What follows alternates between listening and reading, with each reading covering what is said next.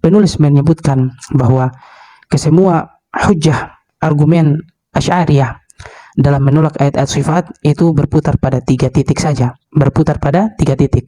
Yang pertama adalah hujjatul a'rad. Ya, hujjah al-a'rad, dalil al-a'rad. Apa itu al-a'rad? Al-a'rad ini adalah semacam sifat yang ada pada suatu benda, ya, atau penampakan, ya. Sifat itu, ya, kalau ada dalam benda, misalnya benda itu dia mempunyai warna, ya. Kalau dia dalam benda hidup seperti makhluk misalnya manusia, itu bisa berarti pergerakan, ya, diam dan bergerak dan lain sebagainya. Hal-hal yang menempel pada benda itu disebut a'rad. Dalil akal ini tentang a'rad ini mereka gunakan sebagai dalil pertama dalam menolak sifat-sifat Allah Subhanahu wa taala, dalam menolak ayat-ayat sifat Allah Subhanahu wa taala.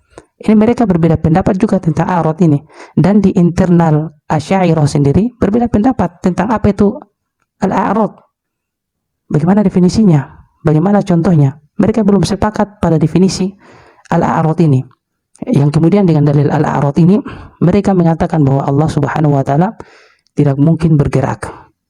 Mengingkari sifat ikhtiyariyah, sifat fi'aliyah Allah Subhanahu wa taala, bahwa Allah Subhanahu wa taala turun di sepertiga malam, Allah Subhanahu wa taala datang di padang mahsyar, ya, tentang maji'u, kedatangan Allah, tentang turunnya Allah, pokoknya tentang hal-hal yang menyangkut tentang pergerakan atau dalam bahasa umumnya adalah sifatul fi'aliyah, perbuatan Allah, mereka pungkiri.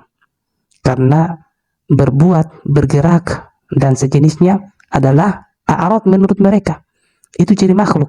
Jadi mereka katakan bahwa sesuatu yang mempunyai ciri-ciri a'rad, yang tidak terlepas dari ciri-ciri a'rad atau bersama dengan ciri-ciri a'rad, maka itu adalah jisim.